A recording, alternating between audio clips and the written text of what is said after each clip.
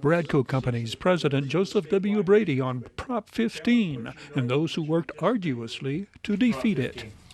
Well, obviously, I followed that a lot. We not only put some money into it, but there was between the two campaigns, Terry, the yes and the no, we believe that there was somewhere around $155 million spent.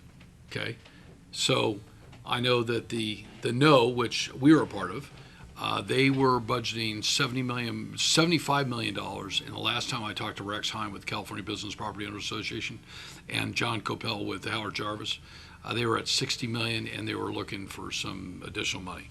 As of this morning, the no is leading by $6 million, almost $6.5 million to $6 million. So there's been 12.5 million votes, and they're about 75% tallied. I did text John Coppell this morning and just said, hey, I'm doing my weekly deal with Terry Kurtzen. Can you give me your inside line? And he believes that there's a 95% chance that it's going to win. So who wins? It's not necessarily these building owners.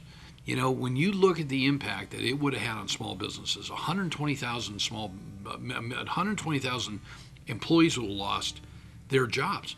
They were talking 10 to 20,000 businesses would have absolutely gone out bankrupt.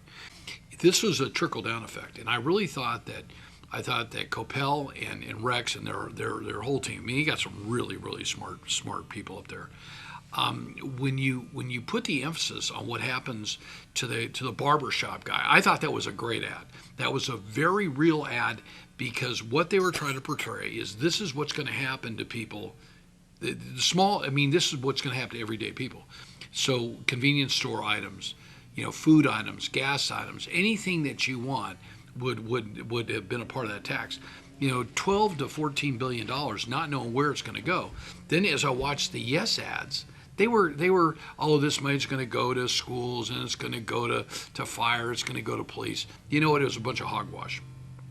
I would like to tell the people in Sacramento, people in California are tired of voting for things like this that get nowhere. I mean, look what happened in Apple Valley. That thing got slammed. I mean, it didn't get beat, it got whipped. Okay, and all I saw were vote yes on Measure O. I mean, I would, if I were Apple Valley, and I'm not saying the same to my friends out there, you've got a lot of great people out there. You need to go back and do a little reflection. I don't think you sold well enough.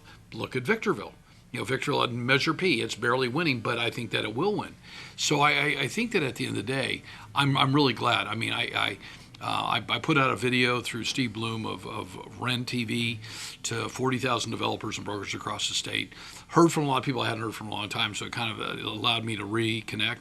It was serious. I've followed this thing for almost 30 years. I've been talking to Don Brown at Lee & Associates for the last 10 about the impact. I mean, just the impact that this had.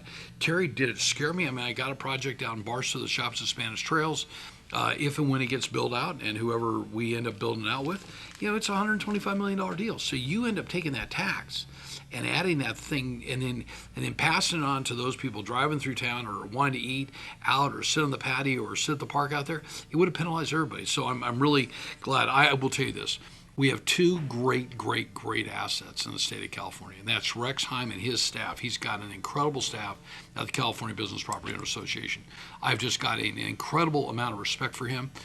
He is, and Rex, I'm going to send this clip up to you. I was told years ago, Joe, he's the only guy that can walk in the governor's office without a coat and tie. And if you know Rex, people don't see what Rex wears. They love his Hawaiian shirts. That's kind of like his signature. He is passionate about what he thinks.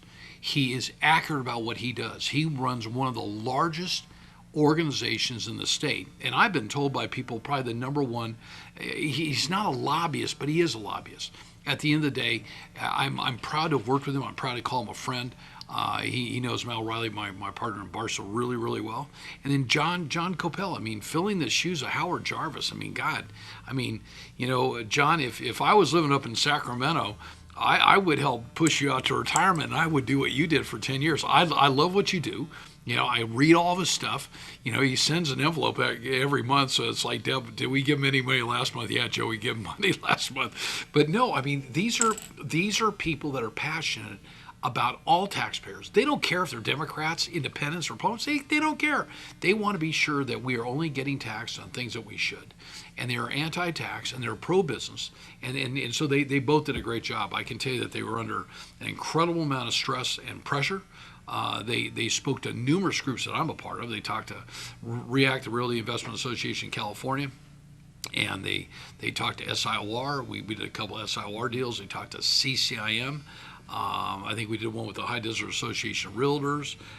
Just a great group. So I applaud both of your work. I call you great friends, and I hope we have a long relationship. I will say this: the former chairman of the Howard Jarvis lives in Prescott Valley, and apparently is an avid golfer. When I finally get out there one of these days, we're going to hook on up, and maybe I'll send him a copy of this clip. I kind of forgot his name really quick, but John had introduced me and said, "Hey, this guy moved out to Prescott Valley, and I'll send me. You left a big shoe to fill, and John did a great job. So, thanks."